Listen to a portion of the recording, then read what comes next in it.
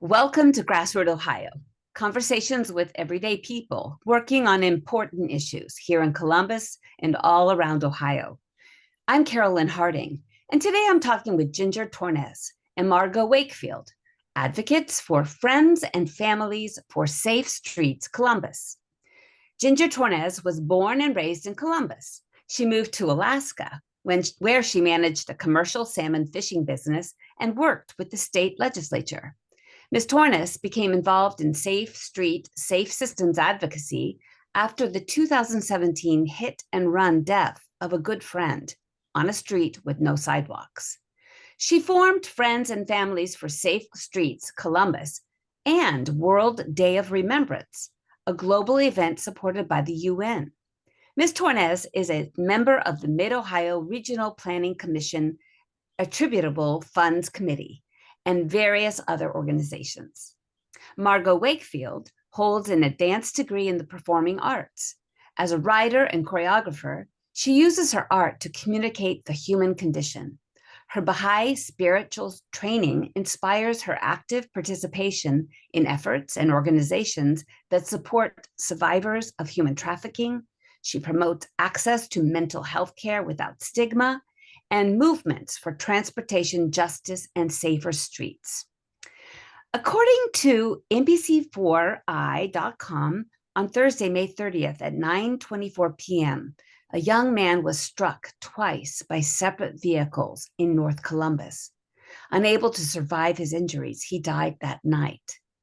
And on Tuesday, May 28th at 9:15 p.m., a pedestrian was killed while attempting to cross West Broad Street in Columbus. And according to the Columbus Dispatch on Friday, April 19 at 1 a.m., a male pedestrian died after being struck by two vehicles that both fled the scene on East Broad Street on the city's far east side. These recent deaths are a result from pedestrians simply trying to cross a street in Columbus. Let's talk about these all too common tragedies happening in Columbus today. Let's start with you, Virginia or Ginger. Well, first off, Carolyn, I want to thank you so much for giving Margo and I a chance to speak about this crucially important issue. And yes, you got it right when you said that this implied these tragedies are happening all too often. And the sad thing is, it turns out they are increasing.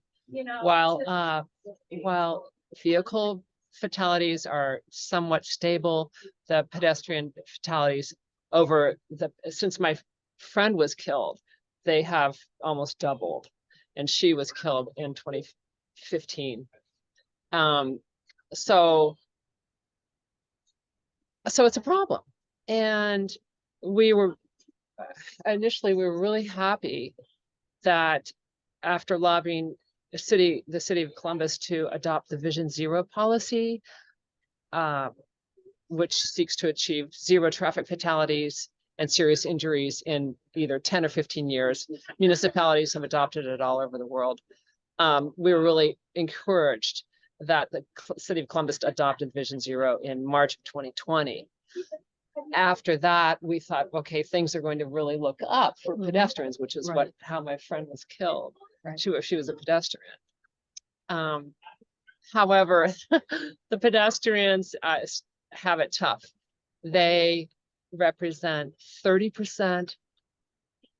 roughly 30% of all traffic fatalities in the region, yet comprise only 3% of the road users. So they're disproportionately killed compared to everyone else. We feel Friends and Families for Safe Streets Columbus, we, of course, collectively lobby for safe streets for everyone. We don't believe anyone should have to die or suffer debilitating injury simply by using our roads, right? Trying to cross the road. It should be safe. It should be an inherent right. Okay. Let me ask Margo or Virginia. No, you're Ginger, and I'm looking at your screen, and you're both in one screen. So I'm like, okay. Yeah, this is Margo. Margo. Tell me why you got involved in this in this advocacy? Well, actually, I was originally interested in what used to be called 3C, the 3C effort, which is now All Aboard Ohio, because I was excited about the idea of connecting the three major cities in Columbus, all named with the start with the letter C, of course, Columbus, Cincinnati, and Cleveland. Mhm. So from there, I started to learn that there were other efforts about safer streets, transportation justice, and I really became interested, especially after I broke my leg back in 2019 and found that it's pretty hard to get around on crutches, in a wheelchair, on a rollator or a walker. So I became a little bit more aware that this is, while my leg will eventually heal and I'll be back on two legs, well, some people, this is their life in a wheelchair and having to get around with being ambulatorily impaired. So that was my segue into it. So doing the research I did, according to the Dangerous by Design 2024 study in smartgrowthamerica.org, Black and Native Americans, older adults, and people walking in low-income communities die at higher rates and face higher levels of risk compared to all Americans. Is this what you found in Columbus? Let's start with you, Margo. Well, statistically, this is a statistics lady right here. She is a little bit more versed, and myself, I'm kind of new and getting familiar and learning and starting to learn a lot. So I probably don't have the specific numbers right off the top of my head, but I am learning that, while, Ginger mentioned that the goals of Vision Zero, the Columbus has adopted that, but I don't think there's any kind of idea as to how to really put that into practice in terms of the many challenges like the budget, or the financial support to start making more responsible, more safer transportation systems. And right now it's just an idea like, oh yeah, that's a good idea. But between us and those in power, the powers that be, there doesn't seem to be, from what I can see, very much progress in that direction. Let's talk about Columbus, Ginger. Let's talk about this vision. What is it called again? Vision Zero. Okay, why don't you talk about Columbus, what they've adopted, and Vision Zero? Okay, well, as I mentioned earlier, they Columbus, to its credit, adopted Vision Zero in March of 2020, and they have done some improvements, which are heartening. We like to point out the protected bicycle, and it's protected and signaled bicycle lane that's up on 3rd Avenue up by campus. I don't know if you've seen it, but I think it's actually, yes, it's one of them. Going from that's one. Going from the north to the south, from the campus area. North to the south.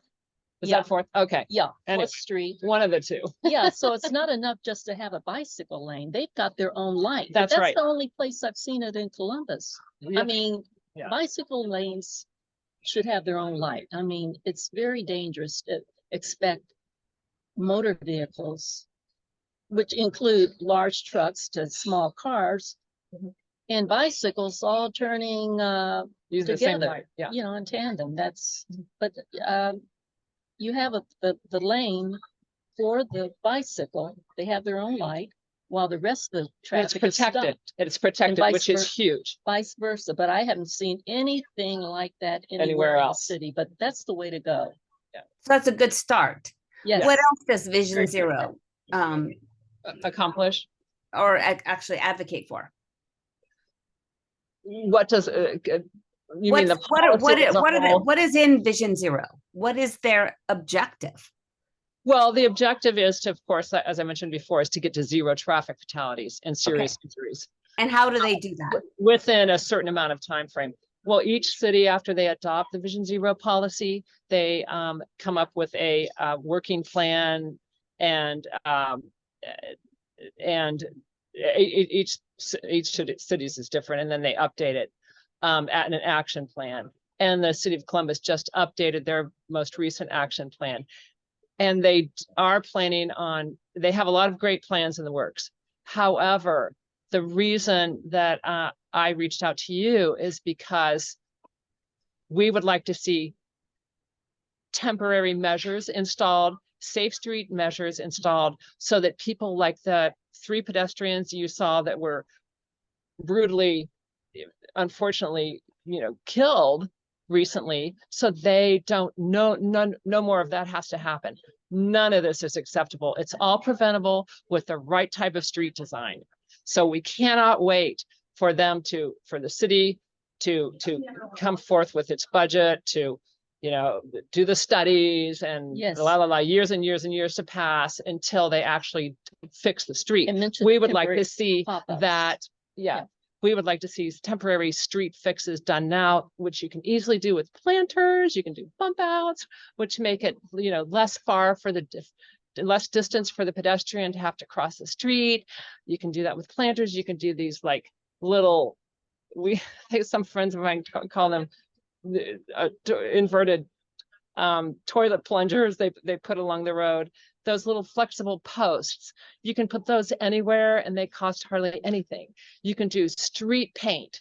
You can do rumble strips. You can make the surface of the street feel different to the motorist, so that they have to sit up and pay attention, because this is an area that everybody uses. So there's a lot of temporary pop-up activities and infrastructure that can be done right now, so that no one else has to suffer a death or debilitating injury on our streets. One thing I noticed in the 3 cases that I just listed was that all of these hits were at nighttime, and one of the persons, the deceased, was on a crosswalk, but the others were not. Can you talk about that? Because I've noticed a lot of times runners, people that walk at night, will walk without any reflective, and it's difficult for a driver to even see them. So that's an aspect too. Can you talk about that? Sure. Well, like I said, the idea of Vision Zero is to get to a point where no one has to suffer loss of life or serious injury, debilitating injury. So with that in mind, we have to recognize that everyone uses the streets, and not everyone can be remembered to do the right thing all the time, and that goes with drivers and pedestrians as well. With a reflective, right. But so what if you forget to put on, like she said, you forget to put on your reflective jacket? So the person shouldn't lose their life because they forget to put on their reflective jacket, or they happen to stray out into the street. Maybe the street speed is too fast, or maybe the sidewalk needs to be widened, or maybe there's no sidewalk at all. Is that the reason the person's in the street? I mean, there could be a lot of different reasons. But if it's properly designed, people shouldn't lose their lives. See, as planners, and this is part of Vision Zero. Vision Zero sees that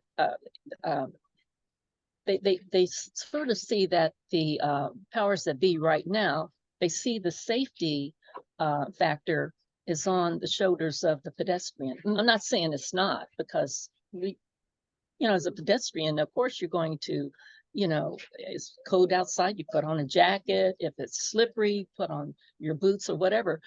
But that planners have a responsibility to take dangerous situations into account in terms of the weather, It's, you know, there's daytime, there's nighttime.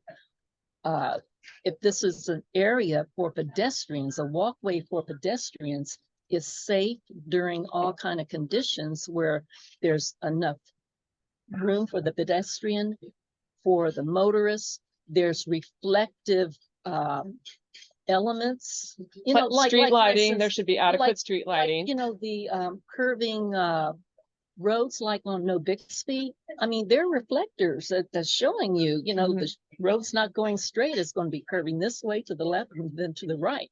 So you can have other reflective elements to really help kind of illuminate the area. There should be illumination. If there's an area for illumination, maybe it's not, you know, there's some places where you just don't have sidewalks. So obviously it's not for pedestrians, but that's another issue right there. That's a whole nother conversation. But if this is an area, there's a sidewalk, it's meant for pedestrians, it should have the proper illumination.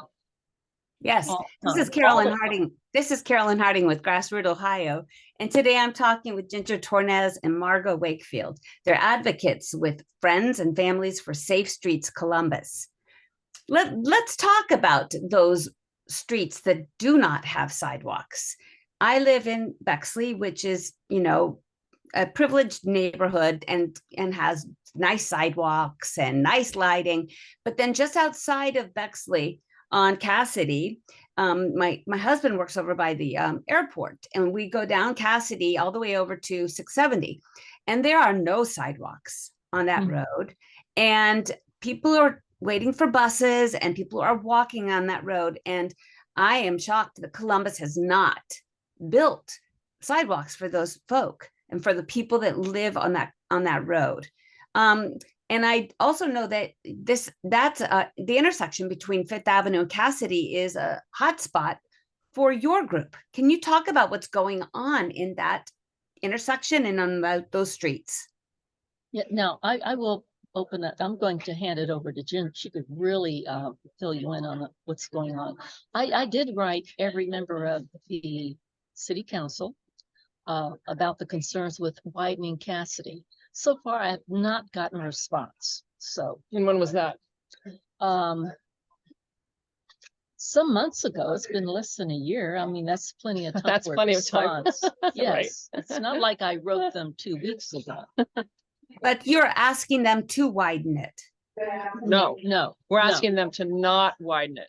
The city has, well, first off, back up to, you were talking about, you see the pedestrians walking all over the place, and they're going to the bus, and while you take your husband up to work.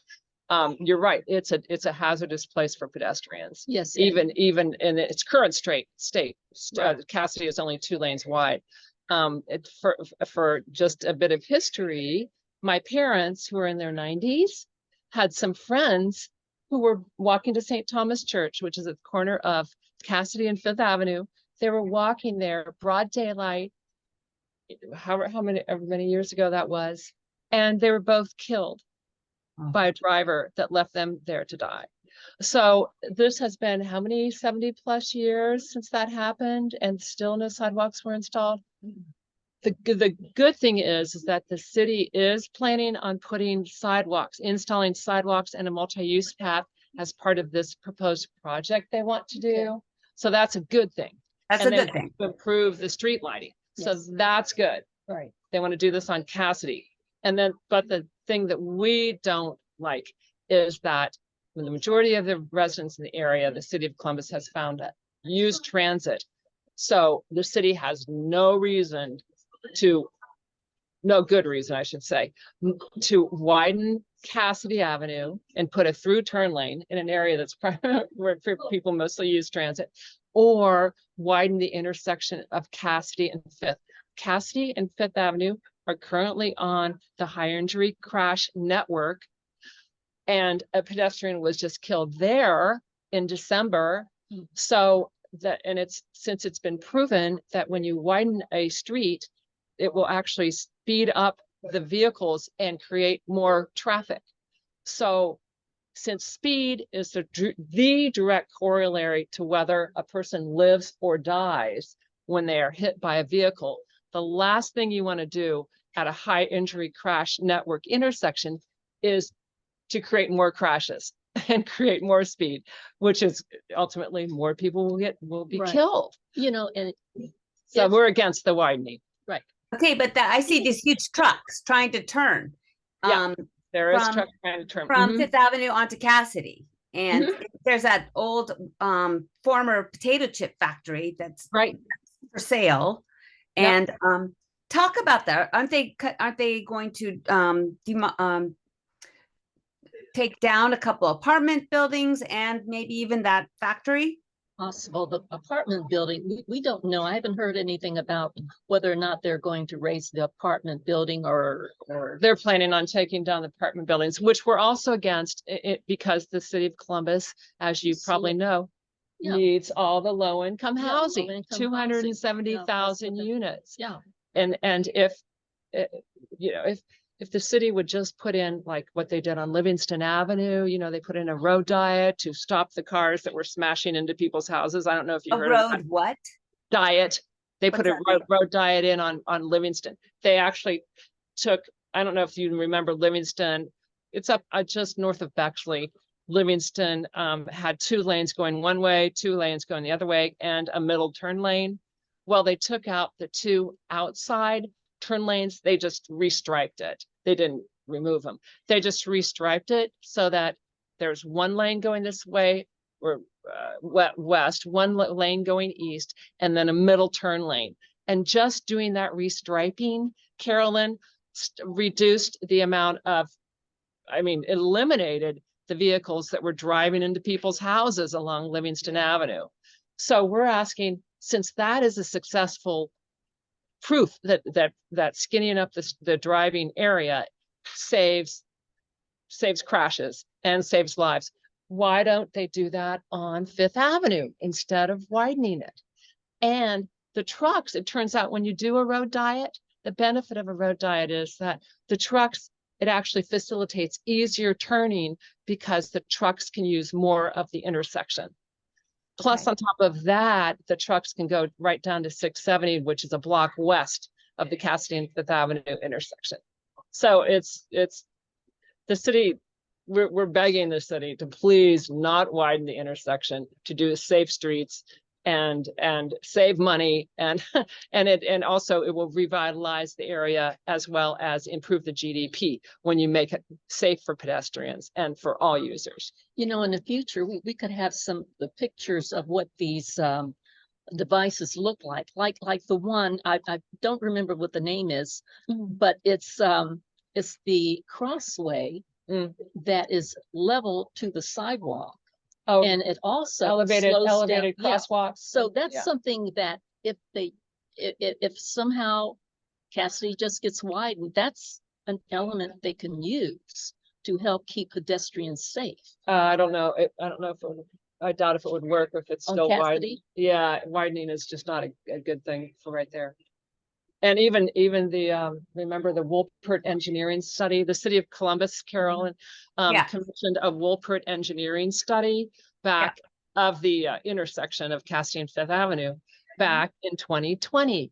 And the study, I can send it to you, actually called into question the city's rationale for widening the street because it would endanger other users and impede mobility for other users. So and that's direct conflict with Vision Zero. So why are they doing that?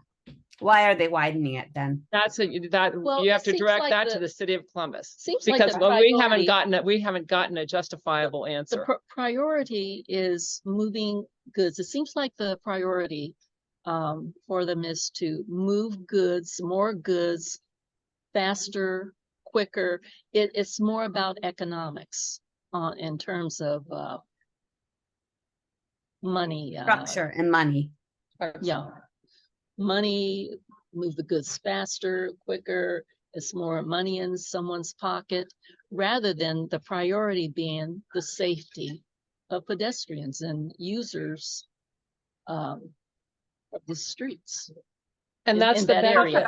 that's the benefit of making a street safe. Like if you're thinking about Short North, how they did a road diet and they did some curb extensions and things like that on Short North. And when they do that kind of thing, it actually increases the GDP. It actually increases the local economy more so than if you focus on throughput of cars. So it's a win-win. Yes. You actually save Yes. lives and you increase the economy at the same time. Right. And I think a lot of Midwestern folks, or even just Americans, are very car centric. We want efficient. We want to get to work fast. We want to get to the grocery store fast. We want to pick up our kids fast. And we need to shift to a more multi-transit mindset. Right. And like California, pedestrians have right of way. That is a really good law. So people have to slow down for pedestrians in California. At least they did 20 years ago. And I'm not sure if that's still the case. But they're doing good work out there.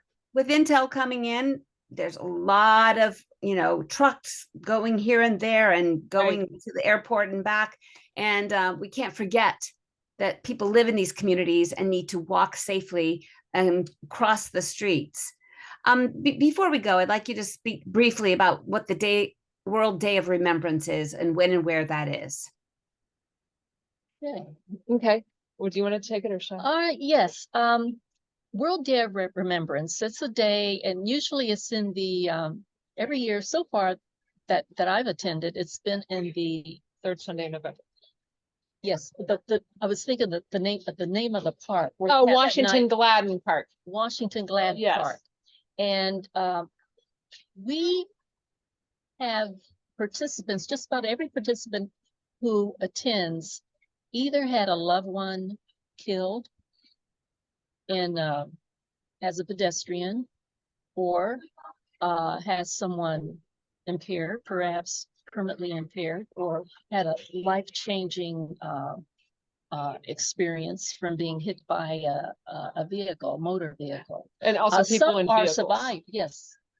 We honor everyone who's been lost. And some are survivors. There's one, remember our friend Bob, I won't give his whole name on the air, but our friend Bob. Mm-hmm. That ended his career as a licensed driver. Drove a car like everybody else, but after being hit on his bicycle, that ended that. So our friend has to take a bus everywhere or use Uber or whatever. So everyone, and then some, those who are supportive of those who have lost someone due to being killed in the street, trying to just cross the street, are pretty much represented there. My own personal story, when things happen. We have like 30 seconds. Margo, tell us quickly. No, Margo, tell us your story. Oh, yes. I remember a friend of mine when I was a kid. I must have been about 8 or 9. And I played with his friend. We were like good friends. And he was a couple of years older, didn't play with us because he's like, 11, but has a paper route. Friend Bruce, I'll just give his first name.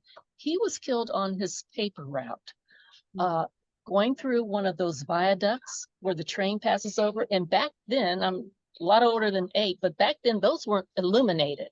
So it was dark. I think he stepped out in the street to see where he's going, got killed. I never forgot that. I mean, Bruce is still in my mind. Listen, that's our time for today. I want to thank both of you for being here. You are Friends and Families for Safe Streets Columbus. You are on Facebook if folks want to reach out to you. Thank you very much for doing what you're doing.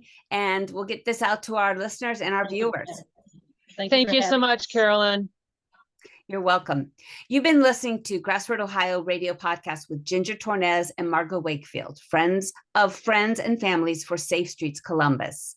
In addition to our Friday 5 p.m. broadcast at 91.9 FM, GrassRoot Ohio airs on Sundays at 2 p.m. at 92.7, 98.3 FM. You can find us on SoundCloud, Apple Podcasts, Spotify, YouTube, Facebook, and Instagram. Thanks for joining us. Thank you.